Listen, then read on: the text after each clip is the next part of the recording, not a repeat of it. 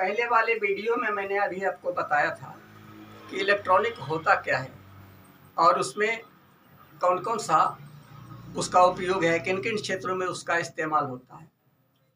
अब हम इस वीडियो में आपको ये बताना चाहते हैं कि आखिर वो जो होता है सब काम, जैसे चिकित्सा में इलेक्ट्रॉनिक का उपयोग होता है, रक्षा में इलेक्ट्रॉनिक का उपयोग होता है, टेलीग्राफी टेलीफोन में, टेलीविज़न में उसका उपयोग होता है। आखिर कौन कौन सा ऐसा आइटम है, कौन सी ऐसी चीज़ें हैं जिससे सब काम संभव होता है। तो आज हम उन्हीं चीज़ों के बारे में बताने हैं।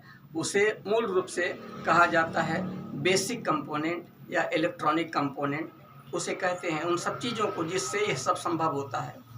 उसी को मैंने कैटेगराइज कर दिया है, वर्गीकरण कर दिया है, क्लासिफिकेशन कर दिया है और उसको अरेंज करके हम आपके लिए भी इंट्रोड्यूस कर रहे हैं। देखिए उसका क्लासिफिकेशन आपके सामने पड़ा हुआ है। यहाँ देखिए, यहाँ लिखा हुआ है इलेक्ट्रॉनिक कंपोनेंट। इलेक्ट्रॉनिक कंपोनेंट के माध्यम से ही वो सारे के सारे काम संभव होते हैं। तो इसका वर्गीकरण है, इलेक्ट्रॉनिक कंपोनेंट का वर्गीकरण इस प्रकार किया जाता है। मतलब ये जो कंपोनेंट है, कंपोनेंट मतलब सार सामान जो कि उसमें इस्तेमाल होता है। तो इसको दो क्लास में बांटा गया है। एक का नाम है पैसिव कंपोनेंट और दूसरे का नाम है एक्टिव कंपोनेंट। एक्टिव कंपोनेंट को हिंदी में सक्रिय घटक कहते हैं और पैसिव कंपोनेंट को हिंदी में निष्क्रिय घटक कहते हैं। तो ये ग्रुप है, दो ग्रुप। एक ग्रुप इधर हो गया जिसको पैसिव कंपोनेंट कहते हैं और दूसरा ग्रुप एक्टिव कंपोनेंट का है। तो पैसिव कंपोनेंट में तीन चीज़ आता है आपके पास। पहला है रजिस्टर, दूसरा है इंडक्टर और तीसरा है कैपेसिटर। ये तीनों मिल करके एक ग्रुप का निर्माण होता है जिसे हम पैसिव कंपोनेंट का ग्रुप कहते हैं। उसी तरह से इधर नंबर 1 में है सेमीकंडक्टर डिवाइस और नंबर 2 में है वैक्यूम ट्यूब डिवाइस। तो ये दोनों डिवाइस मिल करके एक ग्रुप का निर्माण करते हैं जिसे हम एक्टिव कंपोनेंट कहते हैं। अब इन बारी बारी से इनके बारे में बता दें कि इनका काम क्या है। सबसे पहले आप एक्टिव कंपोनेंट के बारे में जान लीजिए। एक्टिव कंपोनेंट उसे कहते हैं जो सिग्नल का प्रोसेसिंग करने में महत्वपूर्ण भूमिका अदा करते हैं। जैसे एसी को डीसी में बदलना, सिग्नल को एम्पलीफाई करना। यहाँ लिखा हुआ है रेक्टिफिकेशन। रेक्टिफिकेशन का मतलब एसी को डीसी में परिवर्तन करना। एम्पलीफिकेशन का मतलब है कमज़ोर सिग्नल को शक्तिशाली बनाना। ऑसिलेशन का मतलब है आपका फ्रीक्वेंसी डेवलप करना, कहीं से बिना इनपुट लिए हुए फ्रीक्वेंसी तैयार करना। फ्रीक्वेंसी कन्वर्सन का मतलब है आरएफ को वीएफ में परिवर्तन करना, वीएफ को आरएफ में परिवर्तन करना, आरएफ को माइक्रोवेव में परिवर्तन, ये फ्रीक्वेंसी कन्वर्सन कहलाता है। तथा सिग्नल का विजुअलाइजेशन का मतलब है कि उसको हम सीआरओ के पर्दे पर, टेलीविज़न के पर्दे पर या किसी अन्य वीडियो डिवाइस के पर्दे पर देख सकें, उसको हम सिग्नल का विजुअलाइजेशन कहते हैं। टीवी में, कंप्यूटर में प्रोसेसिंग इत्यादि में इसका उपयोग होता है।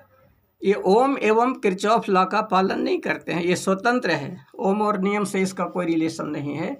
इसका मेन काम है एक्शन में आना और जो प्रोसेसिंग से संबंधित काम है वही काम करना। दूसरा ग्रुप का नाम है पैसिव कंपोनेंट। पैसिव कंपोनेंट उसे कहते हैं जो एक्टिव कंपोनेंट को प्रोसेसिंग के दौरान सहयोग करते हैं। जैसे रजिस्टर का मुख्य काम है ट्रांजिस्टर की वाइसिंग करना। मतलब ट्रांजिस्टर तो कंडक्ट तभी करेगा जब उसको वोल्टेज मिलेगा।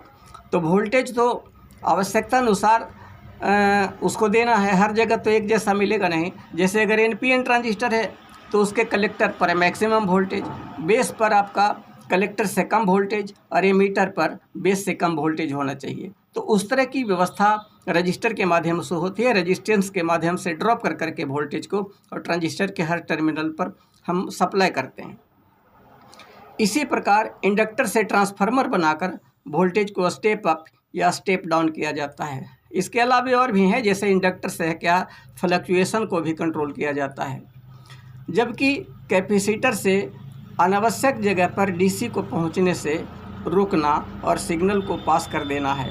मतलब कैपेसिटर के दो खासियत है। पहला खासियत है कि ये इलेक्ट्रिसिटी को स्टोर करता है और दूसरा खासियत है कि डीसी को अपोज करता है, डीसी को पास आउट नहीं होने देता है। तो कोई वैसा स्थान अगर है जहाँ पर डीसी आवश्यक नहीं है तो उसको कैपेसिटर के माध्यम से हम ब्लॉक करते हैं।